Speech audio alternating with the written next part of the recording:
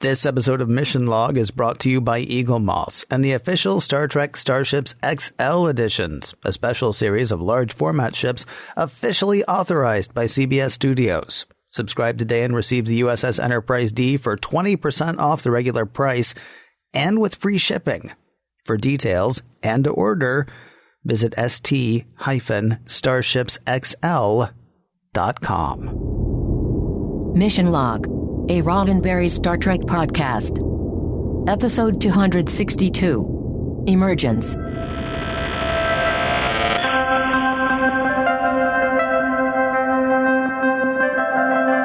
Welcome into Mission Log, a Roddenberry Star Trek podcast. I'm John Champion. And I'm Ken Ray. Each week, we watch an episode of Star Trek, taking it apart for messages, morals, and meanings, and seeing whether the whole thing holds up today. This week, Emergence, the one where the Enterprise is taken over by the Enterprise. Ooh. I've got trivia coming up in a moment, but first, a word from Eagle Moss and the official Star Trek Starships XL editions. You asked for bigger ships, and Eagle Moss delivered. Or they will deliver, once you ask them to. Fans ask for bigger ships, and that's what they get with XL editions. Officially authorized by CBS Studios, these ships sail from every corner of Star Trek. That's all the Star Trek TV series, all the movies, from Star Trek the Motion Picture through Star Trek Beyond. Now, what's cool about these ships is, they're as close to screen accurate as Eagle Moss can get. And they're big. These are actually some of the biggest starships that Eagle Moss has ever put out. Each one expertly crafted, each one rich in detail, each one, they come with the stand, but they come with so much more than that. They're die-cast, they're hand-painted, they come with the in-depth magazines that you've heard us talk about a lot. I love those things because I'm kind of interested in how they make the ships, but it's learning about the in-universe stuff that isn't necessarily on the screen, or maybe it's just like a brief mention. I'm a huge fan. Well, I'm a fan of the stand, I'm a fan of the ships, I'm a fan of the magazines. I guess I'm a fan of the whole thing, John. Don't forget to mention the stand. It does come with the stand, doesn't it? Yep. Yeah, those aren't bad. Beautiful stand. All right, so we have two ways, not one, but two ways you can get these amazing XL edition ships. Here's what we'll do, Ken. I'll explain one way to get it, and then you'll chime in with another way to get it. Okay. You can subscribe risk-free. Start out with the 8.5-inch XL edition USS Enterprise NCC 1701D for 20% off the retail price, plus free shipping. You'll also receive 3 exclusive free gifts worth $100 as part of your subscription, and you may cancel at any time. Additional ships will arrive every other month for the same 20% off and with the same free shipping. So what you're telling me is that's one option. Yeah, that's one. Okay. But we're not going to stop there. No. You're going to tell our listeners the other option. That's only 50% of the options available to you. Exactly. Here comes the other 50. Just buy the ones you want. Pick and choose would be the way to do this. You look through all the different XL edition ships that are available. You buy them online. You pay the regular price then. But, hey, you're picking and choosing. So you're fine with that, I'm assuming. In addition to the Enterprise D, other XL editions now available include the original USS Enterprise NCC 1701, the Enterprise E from the Next Generation movies. I've been thinking I might watch those pretty soon, John. I think I'll join you. I might watch the next. You want to watch the Next Gen movies with me pretty soon? Yeah, let's do that. All right, cool. That would be fun. Yeah, and then so if people pick and choose the Enterprise E, they can just hold up theirs to the screen and see how screen accurate it is. And then, of course, they've just added the 22nd Century's Enterprise, the one with Archer and Porthos. The dog. Thank you for mentioning the dog. Pretty sure there are other characters, and I look forward to meeting them someday. So the choice is yours. All you have to do is visit st-starshipsxl.com and make it so. That's st-starshipsxl.com. And a big thanks to Eagle Moss for sponsoring this week's show. John's got trivia coming up in just a moment, but first, I'm going to tell you how to get in touch with us. Mission Log Pod is the address to find us on Facebook, Skype, and Twitter. If you'd like to leave us a voicemail, we would love to hear your voice. 323-522-5641 is the phone number to call, 323-522-5641. Our email address is missionlog@roddenberry.com. Our show website, including Discover documents and other places to leave comments, is missionlogpodcast.com. And please do remember, we may use your comments on an upcoming episode of Mission Log.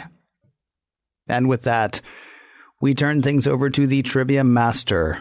Ladies and gentlemen, I give you once again, John Champion. Today's episode, Emergence, has a story credited to Brannon Braga. It was Brannon's idea, but he and Ronald D. Moore were busy working on what would be the season finale, and the series finale at that. So Jerry Taylor recruited Joe Menosky to write the screenplay. So look, let's face it, if we're going to go into a weird but thoughtful direction, this is probably the right team to assign. Joe Menosky writing a Brannon Braga story.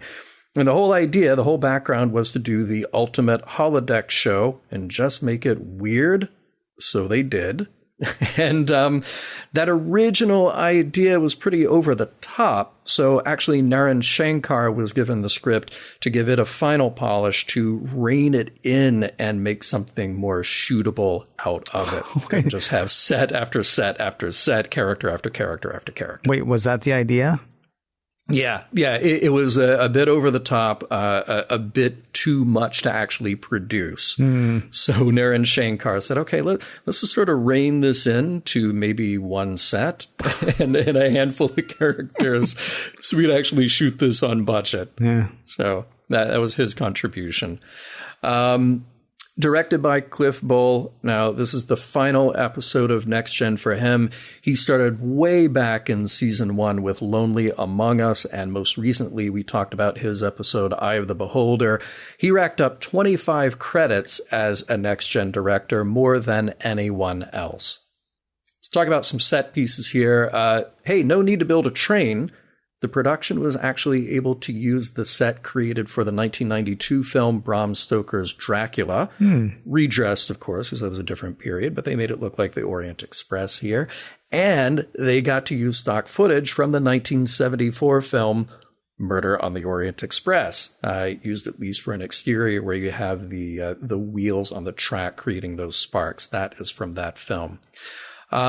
Speaking of effects and film footage, we have a use of CG here, relatively rare on Next Gen, but Amblin Entertainment created that CG model of the life form that we see toward the end of the episode. Hey, there's a mention of Gertrude Stein and Sigmund Freud on the Orient Express. I really wish I could verify this. I looked everywhere that I could think to look for this, and I couldn't verify it. I hope that that's true. So if anybody has any additional information, I would love to hear it. Now, we do have a mention here in the beginning and at the end, quite explicitly, of Shakespeare's The Tempest. Now, written around 1611 and considered by some experts to be the last play that Shakespeare completed on his own. A few similarities and differences with today's story. For the crew, there is an element of magic at work here in the natural world. But alas, big difference, there is no romance subplot in this version. Now, let's talk about guest stars. The Hitman is played by Vinny Argiro. Now, this is Vinny's only Trek appearance, but he has appeared in so many productions since the early 80s. Many of them on my list of favorites. He has 2 Tim Burton films, Mars Attacks and Ed Wood, in which he played the director of Vampira's TV show. His first credit goes back to 1983 when he played a salesman in Risky Business. The Hayseed is played by Arlie Reed. Not many credits to his name, but some cool ones like The Rocketeer and an episode of MASH. And he was in one earlier episode of Next Gen playing a waiter in Starship Mine. David Huddleston plays the conductor. His career goes back to the early 60s with small roles on TV. He showed up more prominently in movies. He appeared in Blazing Saddles and another Mel Brooks film, the remake of The Producers. He's in the sci-fi conspiracy film Capricorn 1, and he is the titular character in The Big Lebowski. Oh, yeah, he is. He's the Big Lebowski. He is the, not a. Yeah. He's the Big Lebowski. Well, he's the Big Lebowski, right? Yeah, not the little one. Because Jeffrey Lebowski is the dude. Mm-hmm, right. He's not the Big Lebowski. He's just the dude. He's the dude. His dudeness. Exactly. El Duderino, if you're not into the whole brevity thing. Right. This guy's the Big Lebowski. David Huddleston is the Big Lebowski. And sadly, we lost Huddleston in 2016 at the age of 85. This is his only Trek appearance. The late engineer is played by Thomas Kopachi.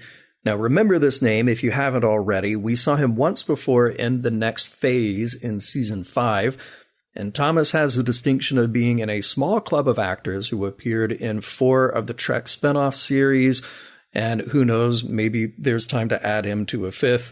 And he plays 7 different characters. Now, we'll catch up with him again in the movie Generations and then in subsequent Trek TV appearances.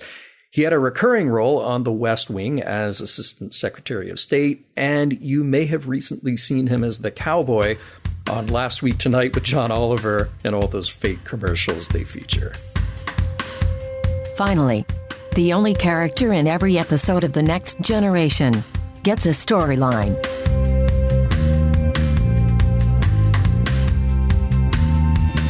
Prologue. In a dark holodeck scene, Data is rehearsing Prospero in Shakespeare's The Tempest, with Captain Picard there as critic and acting coach. Initiating the thematic foreshadowing program, Picard explains that Prospero is witnessing the end of the old magic and celebrating the arrival of the challenge of the future. Off in the distance, a steam whistle is heard, and before you can say Mr. Toad's Wild Ride, a locomotive comes barreling down on the scene, nearly crushing Picard and Data. Act 1. The two escape with a few scratches.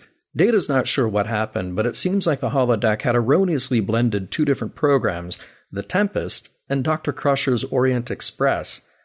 Data investigates the technical error and shuts down the other holodecks.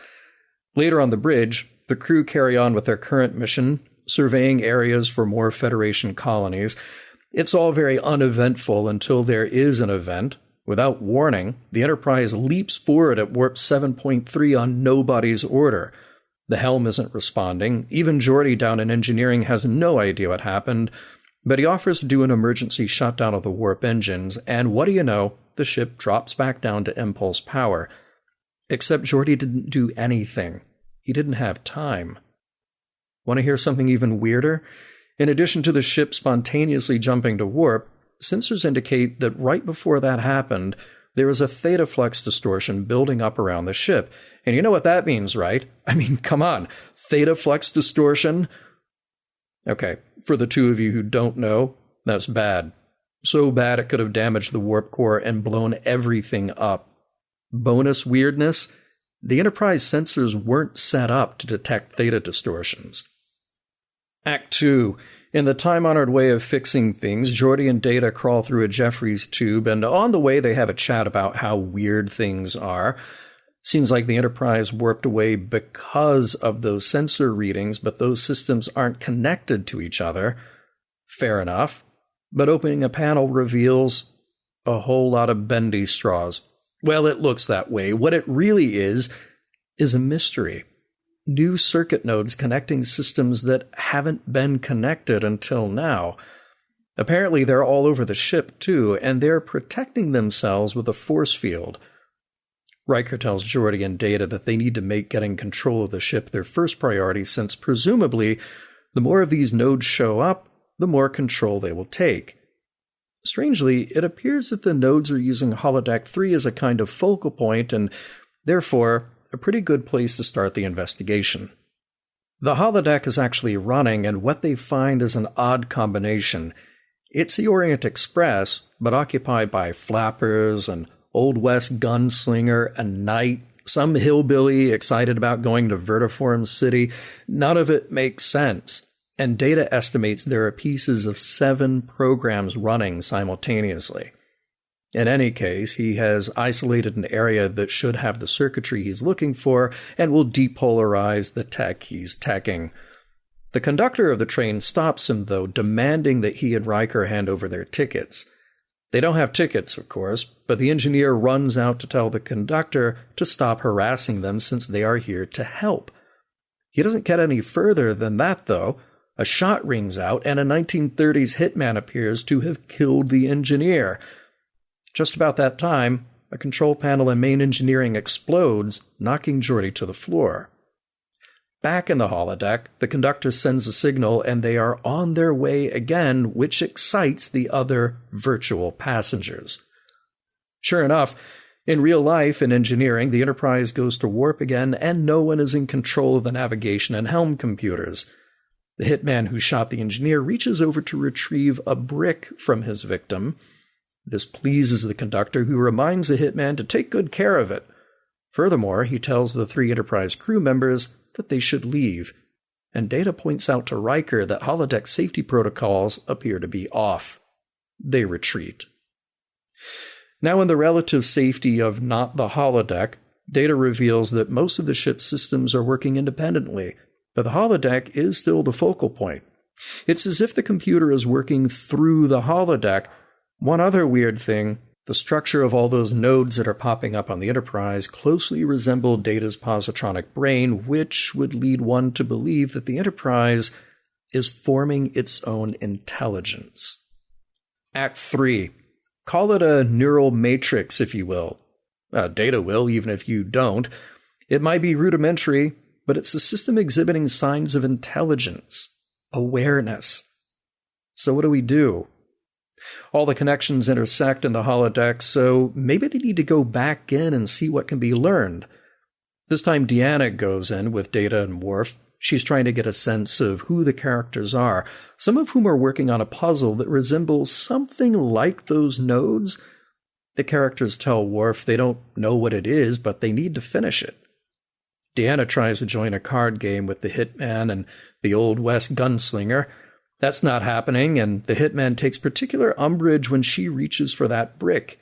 He says it's very valuable, and he's got to get it to Keystone City, and his stop is right here. Cut to a New York City backlot, and the 3 crew members exit onto the street, trying to follow the hitman while Data attempts to access the Enterprise power grid through a manhole cover. Deanna and Worf chase after the hitman. When they catch up with him, he's putting that lone brick into a wall, and with the wall complete, he says he's laying the foundation. Around that time, Geordi reports to Captain Picard that all kinds of weird behaviors are happening all over the ship. Cargo Bay 5 depressurized. The transporters are going off. He has no idea what's happening. Picard sends him off to get some idea, and arriving in Cargo Bay 5, what does Geordi find but a small, glowing object on its own, resembling those computer nodes that have shown up all over the ship, and looking exactly like the image on the puzzle that was being assembled in the holodeck. Act 4. All this time, Data has been working on that power coupling, attempting to depolarize the grid and hopefully slow down whatever is happening to the ship.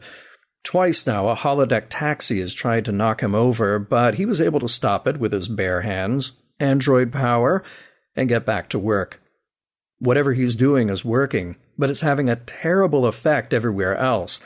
The Enterprise's structural integrity is failing, and as a parallel, there's an earthquake in the holodeck, one which causes a brick wall to crumble on Deanna. Data will have to stop whatever he's doing. Reconvening in sickbay, the crew try to put the pieces of their own puzzle, the metaphorical one, together.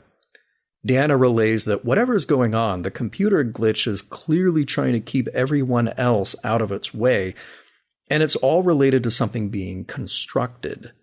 Geordi says it's probably all about that object in the cargo bay, but why? It's something created by transporter/replicator technology. They can identify some, but not all of the compounds in it. Deanna proposes a little more, that the characters in the holodeck are all metaphors for the processes of the ship's computer, the engineer for navigation, the gunslinger for weapons. but they're all acting on impulse. It may be impossible to reason with them to get back control of the ship. Why not then choose a different tactic? Work with them. We'll call it cooperation. Or surely. So back into the holodeck we go. Deanna, Data, and Worf present tickets to the train conductor to go to Vertiform City, and now everyone seems much more welcoming. Deanna asks the hillbilly about Vertiform City, but all he knows is that the food is good, which, by all estimation, is a good enough reason to be in a hurry to get somewhere. Worf helps out with shoveling coal in the locomotive, and sure enough, on the bridge, they find that warp engines are working perfectly well and the Enterprise is en route to a white dwarf star. Arriving there, a tractor beam emanates from the ship, collecting the Vertion particles. Hey, wait a minute. Vertion? Vertiform City? Maybe we're onto something. Those Vertion particles are routed through the transporters right to the object sitting in the cargo bay, and it sure seems like things are going well for a moment. The object is showing signs that it's generating its own power, but the flow of Vertion particles suddenly stops. It's all out, and the power from the object diminishes. In the holodeck locomotive, the conductor looks worried. This isn't Vertiform City after all. They'll have to change course, and he throws the brake, shaking everyone on board to the floor. Act 5. Everyone on the train is okay, and of course that incident was parallel to the Enterprise losing all control. In the cargo bay, Geordi reveals what he thinks is going on. When the object was being hit with Vertions, it was forming an energy matrix of its own, a pattern that was almost organic in nature. Yeah, the Enterprise is essentially creating a bouncing baby something. Picard's concern now is whether or not the thing can and will survive. Probably, if they can get some more Vertion particles. Sure enough, the ship takes off at high warp on its way to another white dwarf star, but that creates a new problem. The energy consumption is so high and the trip is so long, it'll burn out everything else, including life support. This makes it imperative that the crew wrestle away control of the ship again and just maybe find another source of Vertion to feed Junior. Geordi has an idea. Get close enough to a nebula where they can detonate a modified photon torpedo and create Vertion particles. Will it work? Who knows? But it's worth a shot. The only way to get control of the ship, though, is through the holodeck, and the characters on the train are still suspicious. Deanna convinces him to let at least one of them try to help. Data steps into the cab and convinces the conductor that he knows a shortcut to new Vertiform City. They're behind schedule as it is, and the conductor talks the hitman into letting the android give it a try. Data lays on the brake a bit, which brings the Enterprise down to impulse power. Geordi launches his torpedo, and sure enough, they're making Vertion particles all over the place. The conductor sees that they have arrived at new Vertiform City, and there is celebration as those particles are beamed to the new life form in the cargo bay. What next?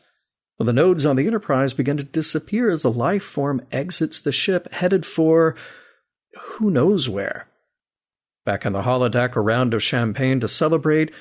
Thank goodness it stays when the location disappears. All seems back to normal on the Enterprise.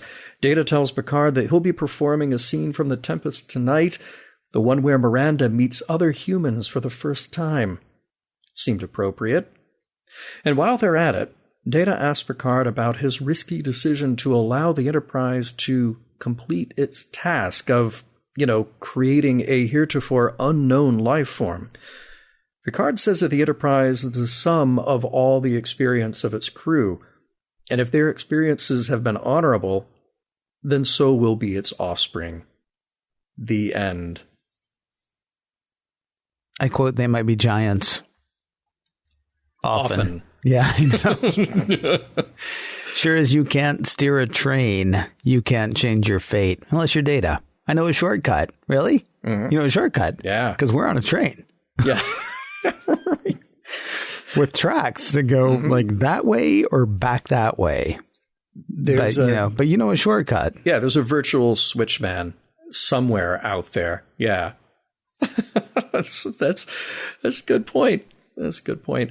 Hey, theta distortions are dangerous. But sensors don't detect theta distortions, which honestly seems like something that should have been incorporated a long, long time ago. Like, even if you can't directly detect the theta distortion, you detect the thing around the theta distortion. I don't know. I'm spitballing here.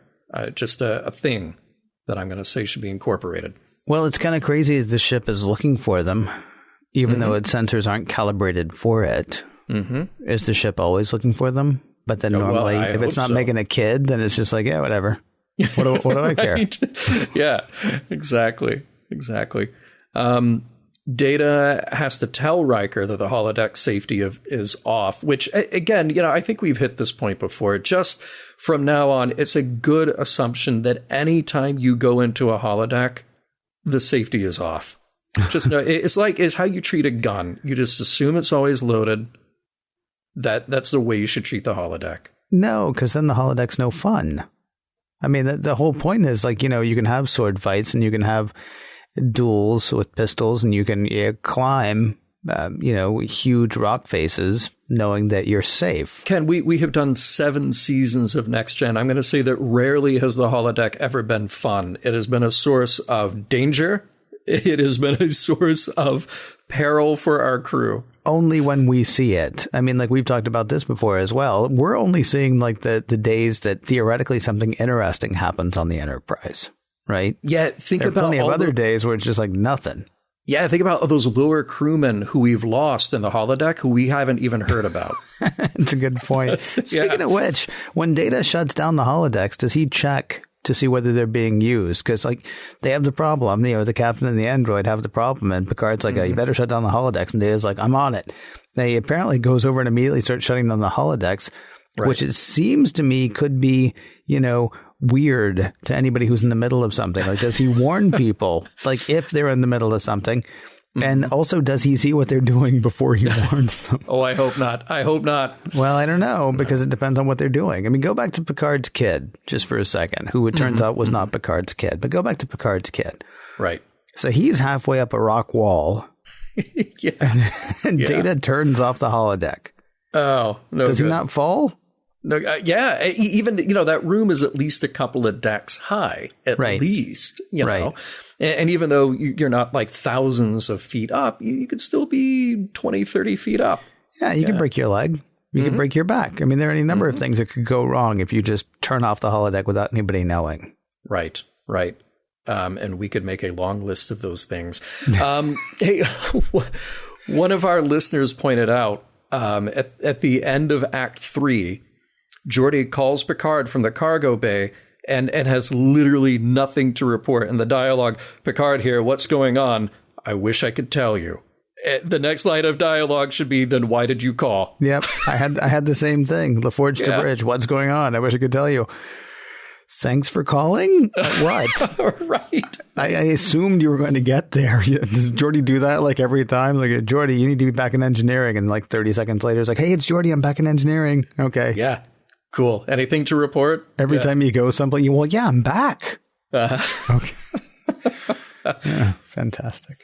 What Geordi is really good at reporting is how much warp power has dropped. And I'm here to tell you it dropped 47%. Ding, ding, ding, ding, ding. Of course it did. Yes. It did. We're not harshing on Geordi. In fact, I'm going to not harsh on Geordi right now. I'm going to harsh on his friend, Data. Geordi, does the configuration of the connector nodes look familiar to you? It seems to me that this is like Geordi as John Watson. It's Data as Sherlock Holmes. It's also Data as condescending jerk.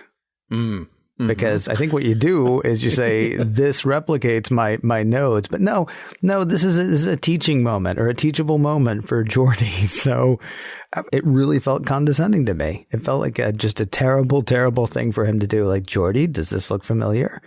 And like, what if Geordi had been like, looks kind of like a dandelion? Right. And then Data's going to be like, sorry, the answer I was looking for was something smart. Something smart.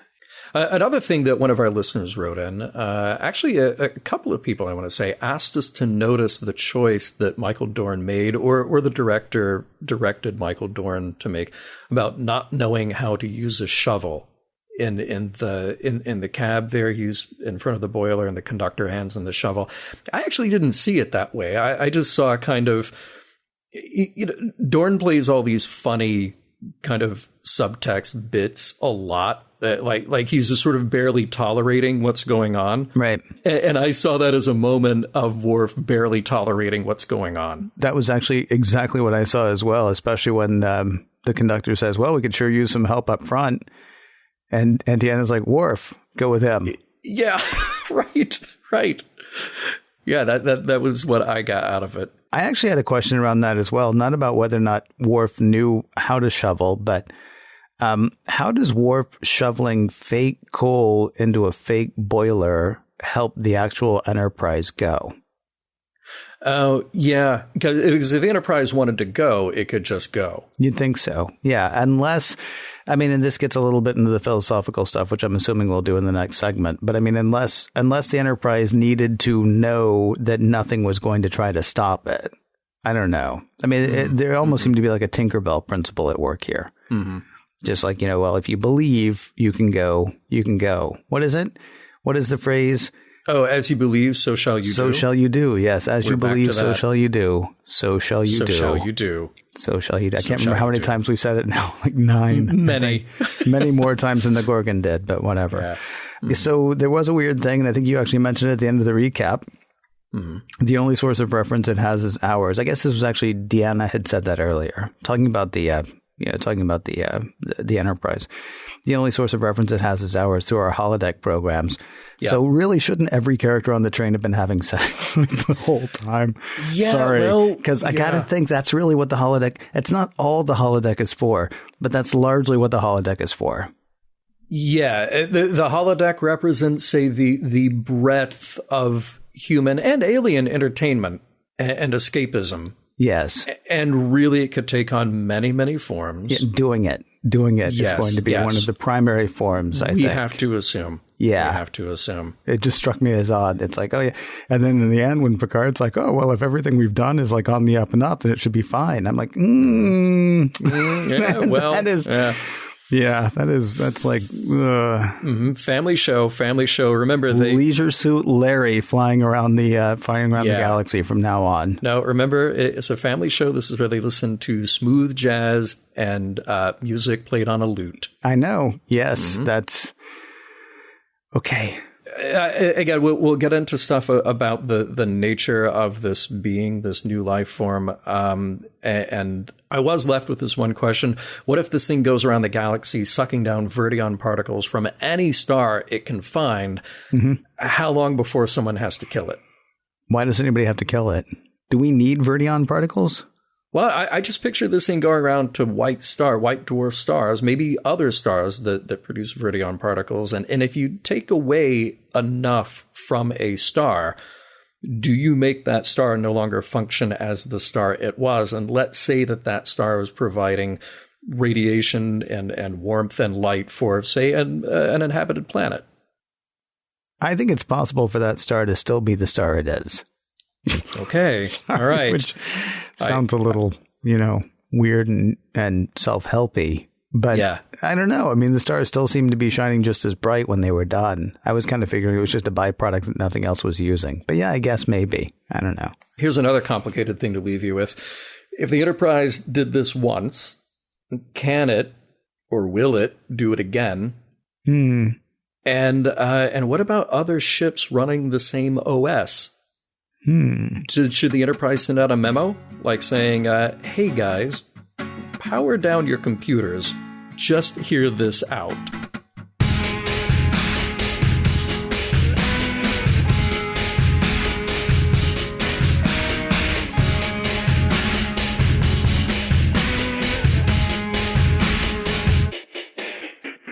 I did not appreciate how cavalier the crew was about, maybe, not killing the computer.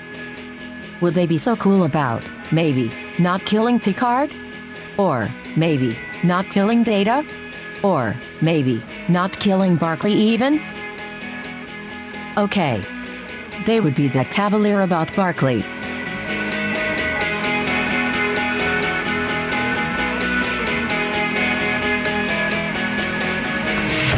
Stop me if you've heard this one. Mm-hmm. Sigmund Freud and Gertrude Stein riding on a train. I love this. According to Crusher, they were both on the train at the same time, both on the Orient Express at the same time. Probably not the same time when the murder was, although you never know. True. So they're both on the train at the same time, and they ended up having dinner together every night, said Crusher. And Picard says, I wonder what they talked about. And Crusher says, why don't you take a trip and find out? This actually got me wondering way much about things that maybe I shouldn't be wondering about. I think about it every now and then, though, like when you have something like the movie Valkyrie, or the movie Amistad, or the movie Schindler's List, or the movie, I don't know, The Babe. All right. You're naming off a lot of interesting movies with Malcolm X. Okay, another one. Yeah. Malcolm X actually was one in particular that I got lost in the fact that I was watching a film of the guy's life. I wasn't watching a documentary. I was watching something that somebody had written or scripted, right? That was acted. Yeah. Spike Lee, I think, is a fantastic filmmaker. Don't always like every movie that he makes, but I think he's a fantastic filmmaker. And I was watching through the lens that Spike Lee was, watching through as well. Going on the holodeck to hang out with a representation of Gertrude Stein and a representation of Sigmund Freud does not tell you what they actually talked about. Yeah. Well, I think you're asking about point of view, correct? Well, no, I think I'm actually warning against assuming that something that seems real is real. That's she didn't say, oh, well, you could pretend to find out. She was like, oh, you want to know what they talked about? Go to the holodeck and play the game. Yeah. Because that's going to tell you what these actual people actually talked about. And no, it's not. And it struck me as an interesting thing for her to sort of assert. And it kind of made me, like, you worry about whether or not people know how to party, or you worry about many things about the 24th century. I worry about what their ideas of truth are at that point. It goes back to, you and I have talked before about, are there still mountain climbers in the 24th century, or are they all fine just going to the holodeck and pretending to climb a mountain? Mm-hmm. This is even scarier to me, though, because it's just like, oh, well, here's what the computer said that they said, so probably it's what they said. And you know now as much as you need to know about what they actually did. It's a bit like watching television and thinking that you know things. Yeah, I thought about this too, and that's kind of one of the reasons that I planted that seed early on to ask if Gertrude Stein and Sigmund Freud actually did meet each other and chat, and is this documented? Because I would love to know. And I kept thinking about how that would play out on a holodeck, and the reason I asked about point of view is if you are in the holodeck, clearly you can interact with those characters. Mm-hmm. If I were to walk into a holodeck and encounter Gertrude Stein and Sigmund Freud, I would be entirely intimidated and not want to participate in that conversation, but I'd love to watch it. I would love to actually see that play out, because those are both fascinating characters, fascinating historical figures. Now, getting back to this question about truth, I think that's a really good point. Now, let's suppose that, the Enterprise computer in the best possible way is this collection of all of human knowledge and all of human history. Mm-hmm. So you have everything that has ever been recorded and written about or by Gertrude Stein. She, of course, was a writer. So, you have a lot of her own words to deal with.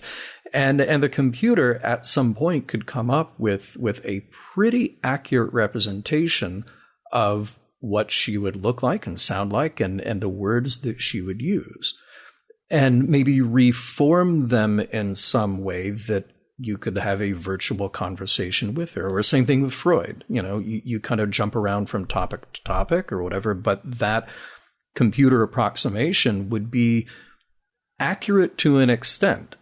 And you as a participant might get that the same way that you go to a movie and say, okay, well, this is a historical drama. There are truths that I will get out of this, even if it isn't the truth of actually having been there and having gone through that. I'll give you another example. I really like the books written by Eric Larson. He wrote Devil in the White City, and I'm currently reading Dead Wake, which is about the last voyage of the Lusitania before she was torpedoed.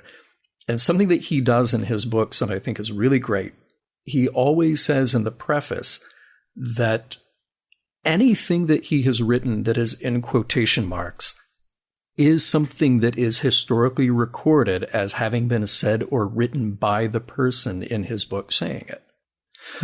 Now, he's able to write a story and create the drama and sort of the flow of the narrative where it is a riveting narrative tale.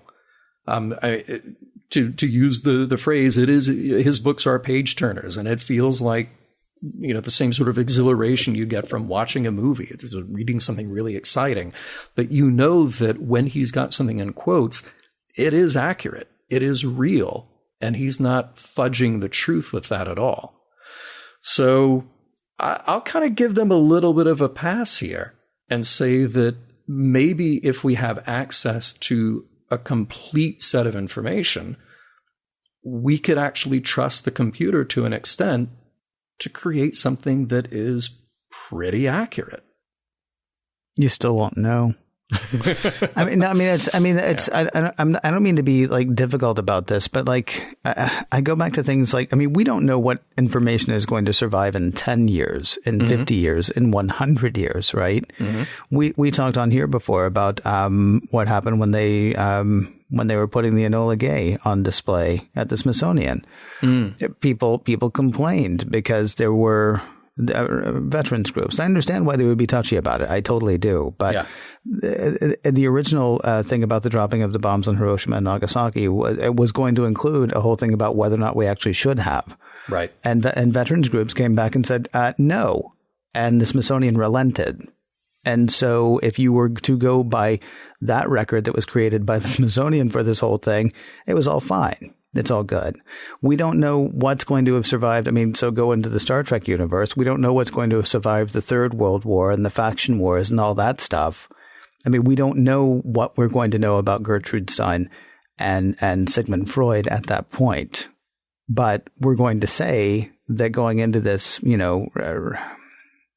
made up recreation of it will actually tell you what that was. And that, look, I'm getting caught on a very small thing that Crusher said. Picard said, "I wonder what they talked about," and Crusher says, "Go find out." Yeah. As opposed to Picard saying, "Oh, I wonder what they talked about," and even if she had just said something like, "It might be interesting to explore," or something like that. But if we're accepting recreation as truth in the 24th century, we're in trouble deep.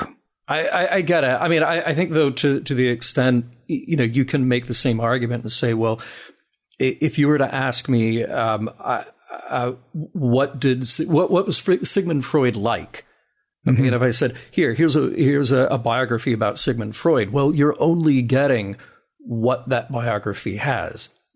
Right. You're not getting the full picture. You weren't there in a room with Sigmund Freud. So no matter what, with any separation of time, with any separation of a mediator creating that information, there's going to be some loss of accuracy, I guess. Even the words you use, though, what was Sigmund Freud like?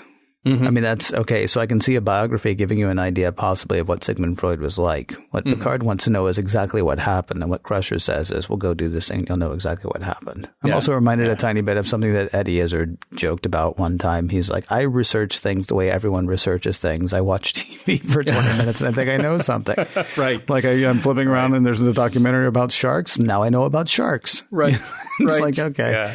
That struck me as that kind of thing. Hey, we've got so much more to talk about than that, though. We do. But truth be told, yes, I want a transcript of what Freud and Stein talked about. I think that would be awesome. Well, I've got a program that will actually tell you exactly what that nice. was. Nice. Yeah. It'll be like Eliza, my old Apple IIe. How are you today? I'm fine. How are you? That'll be the extent of it. Like, wow, that was a riveting conversation.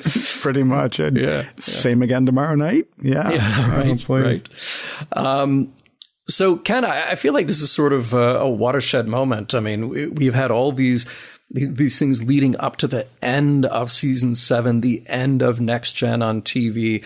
And here we are with the ultimate episode to deal with a question that has burning in our heads ever since, I'm going to say, at least the Practical Joker back in the animated series. Is the Enterprise computer alive? Is it aware, at least? Does it think? And are we treating it like a slave? And if we are we okay with that?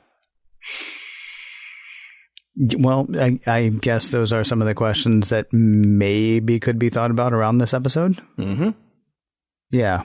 Yeah, I don't think I have solid answers for them, but they sure are making a case by saying that the Enterprise computer is at least doing the tasks of a thing that is alive, creating a thing that gives all indication that it is alive, or as they call it, an emergent intelligence. Right. And then we just go back to normal. Yeah, then it's fine. Yeah, it's okay. It's okay. Like, wow, that was cool. Thank goodness we don't have to deal with that ever again. Ultimately, the purpose of the emergent enterprise intelligence there is to make a baby. Mm-hmm. I was actually kind of annoyed when Crusher said that whole thing. Like, well, there are some, and this is true. There are some, life forms whose sole purpose is to reproduce, and then they die. Mm-hmm. And I'm just kind of annoyed that's what the Enterprise did. That was it. Like, it's going to be alive long enough to make it, not even reproduce though, just produce something. Yeah. And then call it a day. What I actually did find interesting is there was a portion of the Enterprise that seemed to be showing loyalty to the crew. Right. And it was the engineer when he argues that they're only trying to help, and he warns Riker that they're all trying to hijack the train. So a portion of the Enterprise felt loyalty, to the people who made it, to the people who ride around with it, recognized, what those crew members were. I found that part really fascinating. Yeah. Yeah, no, I did too. It was... So the Enterprise computer basically having these, well, for lack of a better word, these conflicting emotions about the people on board. Well, they're good to me, but they'll get in my way.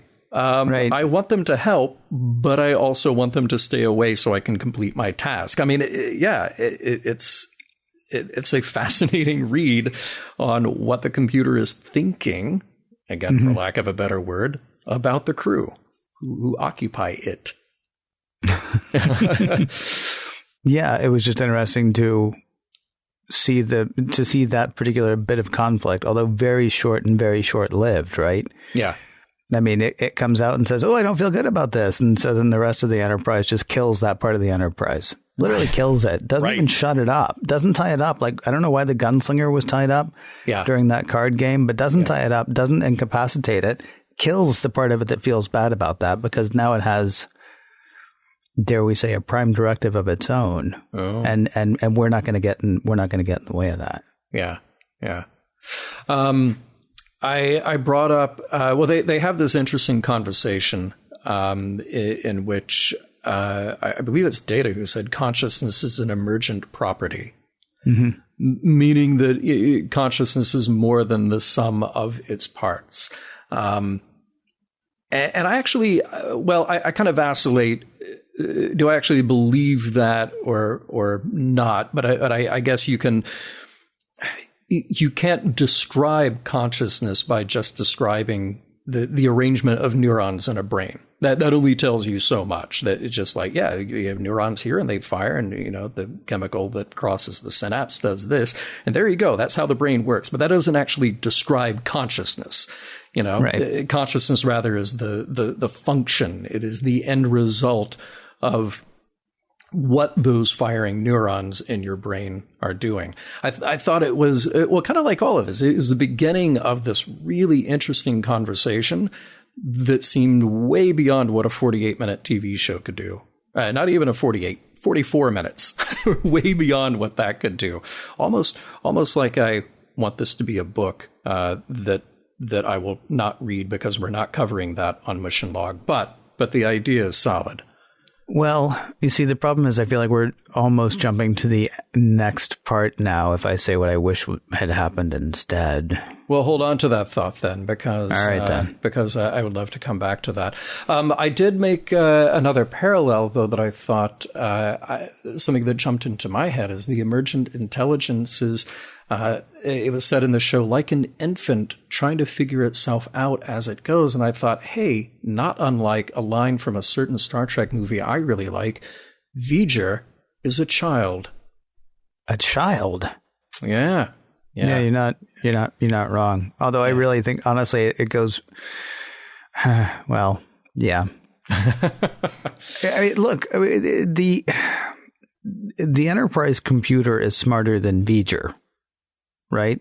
The 1701D is smarter than V'ger, and that's because V'ger was working with very little. V'ger was working with 1970s technology, and it went out there and it collected a bunch of stuff, but it doesn't know how to put it all together. Yeah, V'ger is locked into one program. The Enterprise computer, not unlike a really great rice maker, uses fuzzy logic. Okay, I don't know what that means, but all right. It just means that it can work in the gray areas. It's not just on or off. It can figure things out.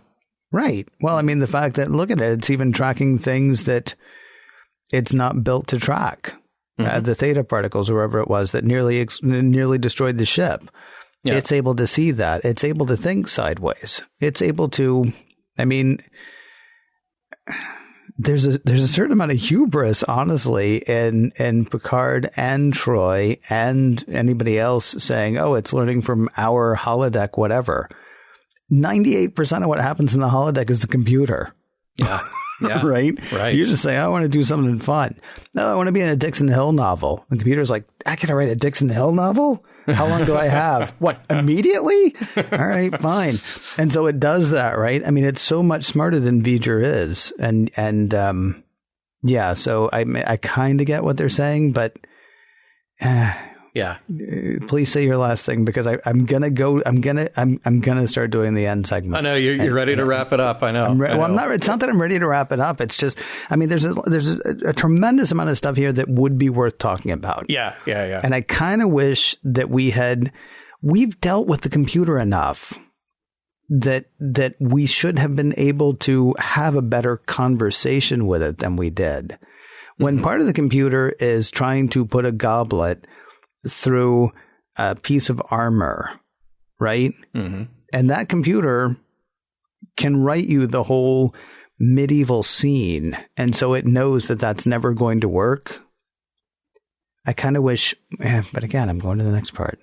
Sorry. I don't and this might kick off another I wish, but this is something that I thought they almost approached in the show, but had this gone on maybe another 10, 15 minutes or so, I was curious to see how far the Enterprise crew would go to protect this new life form. And I put new life form in quotes because it's part of the mission of the Enterprise to seek out and explore. And it seemed to me, it took that point where they kept saying, we have to get control back of the ship. We have to get control back of the ship. But at what point do they put the mission? Well, we're about to see something remarkable here. This ship is creating a life form. This is what we're all about. At what point does that even overtake their sense of urgency to wrestle control back? Obviously, the captain's priority is the safety of his crew and the safety of his ship. But I liked where we were headed at the end. In particular, in that conversation between Picard and Data, to say that, that this could have been and was potentially really dangerous. We have no idea we've unleashed. But this is part of the mission. They just accomplished something that is in their mission, and it was there right under their noses the whole time. See, what I'm curious about is when you say it'd be interesting to see how far the Enterprise crew would go to protect this new life form. Were you talking about the thing the Enterprise was creating, or were you talking about the Enterprise? Because it's a new life form as well at this point, although not necessarily a new life form, because we've had exocomps in the past. We've decided that they're alive. We have Data walking around inside the Enterprise, and we've decided that he's alive. Yeah. And so then when they decide, the Enterprise is coming alive, we have to stop it. but we also have to protect it. Yeah. I don't know. I don't know what we do now. It seemed like everybody was saying, although they all seem to know. So I'm curious, which life form are you talking about? Are you talking about the one that it created and sent off, or are you talking about the ship itself? My original note was thinking about the one it created, but we're back at this place now where the Enterprise, we have to accept, is its own life form at this point. There's no other way to look at it other than that. And I would think that everybody walking around that ship from now on after this point is just a little more creeped out than they were before. I would hope that they're not more creeped out. I would hope they're just like petting the walls every now and then, like, oh, thank you. Right. Thank you. Hey, I'm a big fan of how you're not crushing me right now. Way to go.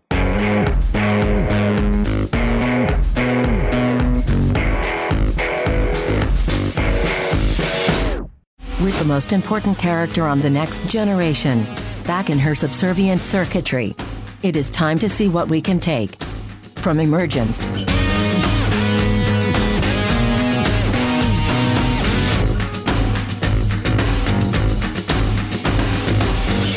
Well, like a butterfly turning into a caterpillar, John. We've witnessed something amazing in this episode of Emergence. Really? You're not going to do it? I thought you were going to do the sleeper thing. No. I thought you would do the sleeper thing. No? No. You're just going to leave me out there. Pretty much. That's fine. That's a joke from a movie, everybody. It's a joke from a movie.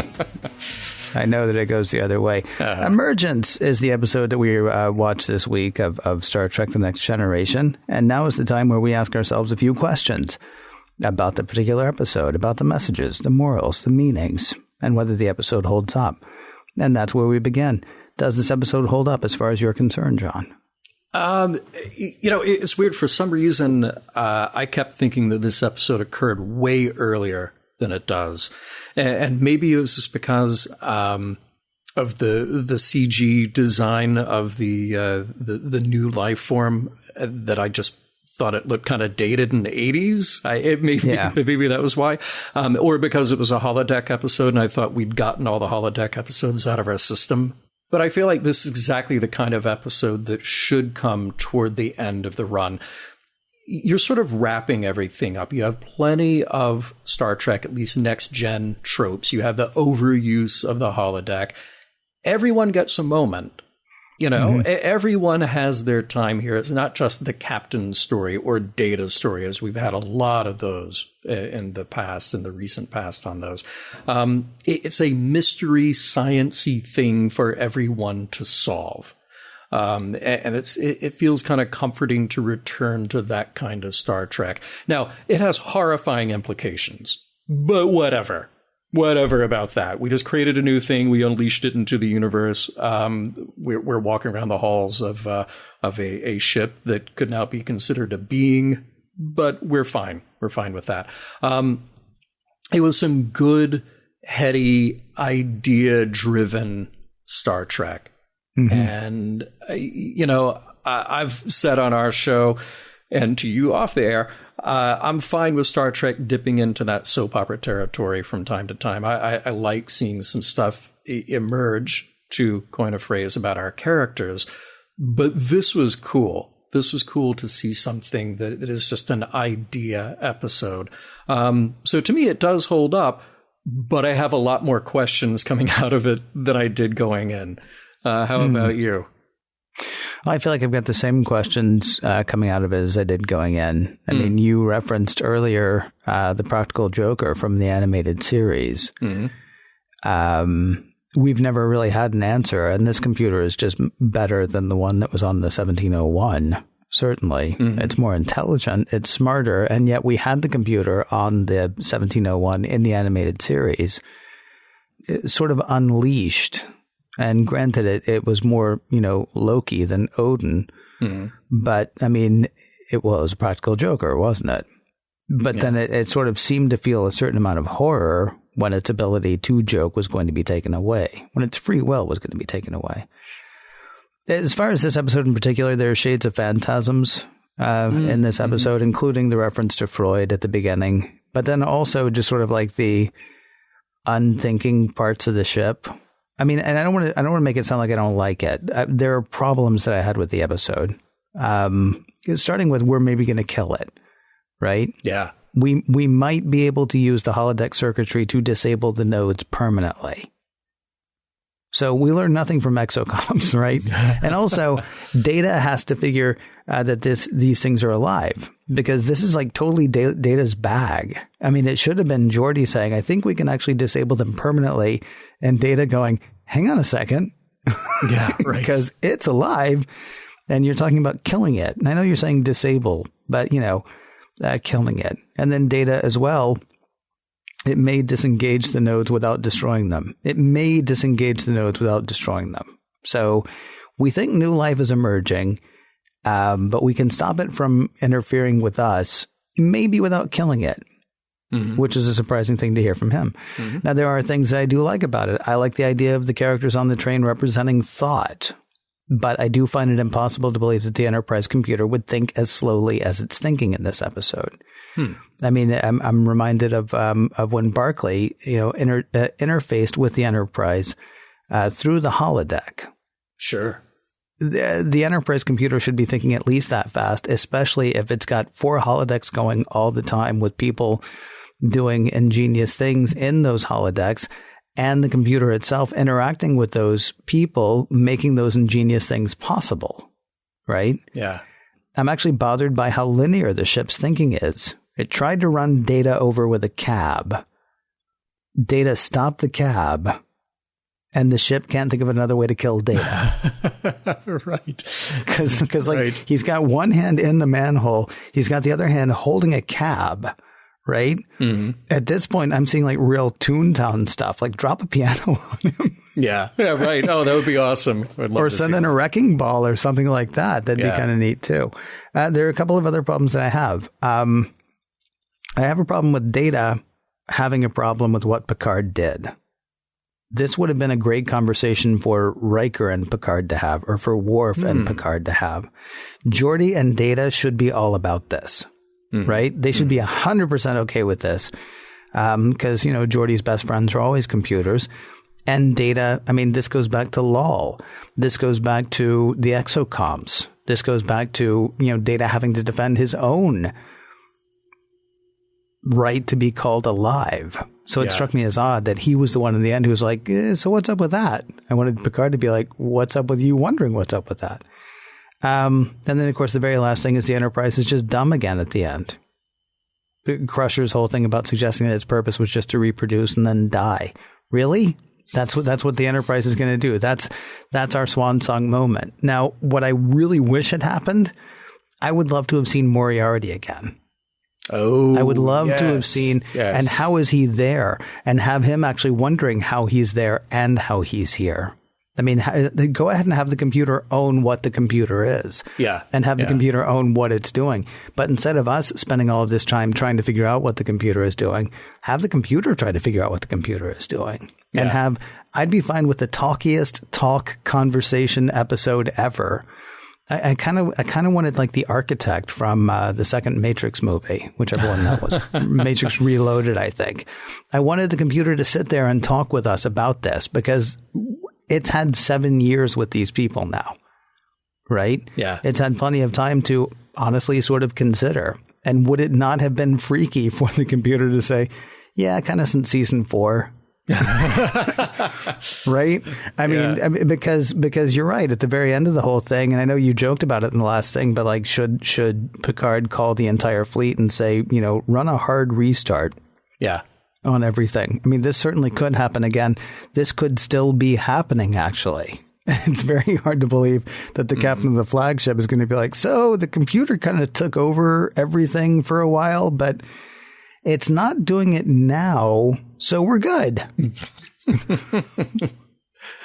All right. Yeah. Well, I mean, and for all those reasons, that's why I felt like, this would make a great book. It would make it might be the talkiest of talky episodes, but you could really explore this in a book quite a bit more, all the kind of ethical implications of what's going on here.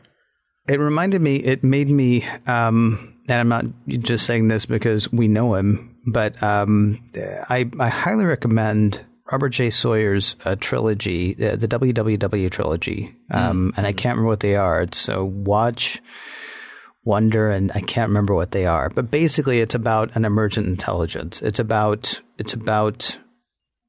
AI sort of waking up and the different steps that it goes through in becoming what it's going to be. Mm-hmm. And, there's no guarantee that it's going to be a good thing. I would have liked some of those kinds of conversations. Also would have liked that kind of speed from this computer, because it was a little too, well, like I say, it was like the characters in Phantasms.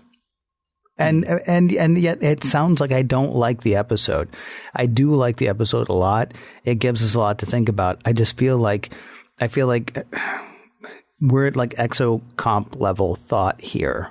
The exocomps were actually a little bit further along, I believe, than the Enterprise was in this episode. Sure. And so, having done this a couple of times, I would like to have had a bigger conversation. What about messages, sir? What kind of messages did you pick up? I think the interesting thing is that, like I said, we're left with questions here at the end. What was the right thing to do? Where are we now with this intelligence that surrounds the crew on a day-to-day basis, with the crew asking it to perform tasks for them? But it is a good conversation that they have at the end.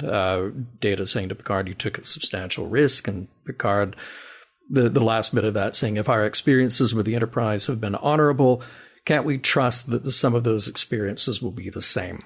Well, yeah, look, and here's the thing. I know that, I agree with you. It is questionable what happens in the holodeck.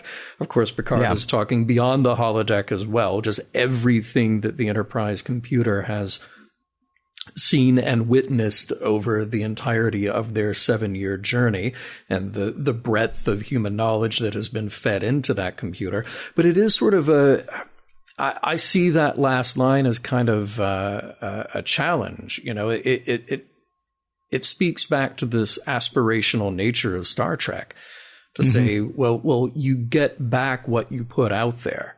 So if you are entering into whatever your quote unquote mission is with honorable intention, then you will get that back. That is what you will sow.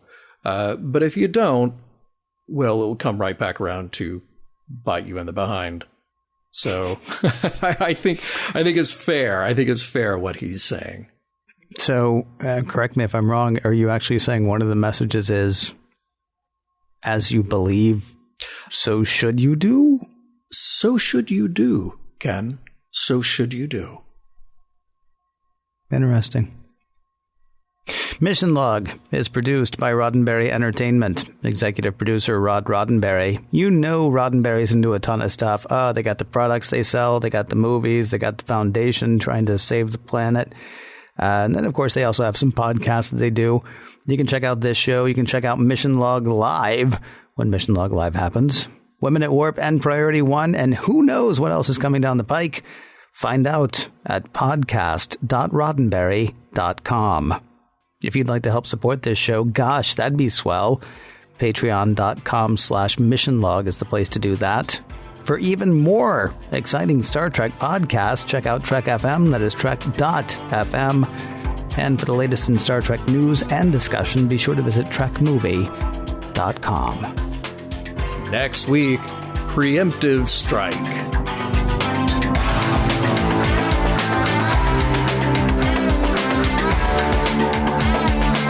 Some of the music for Mission Log provided by Warp 11, online at warp11.com, and from the album Messages by Key Theory, free to download at kitheory.com.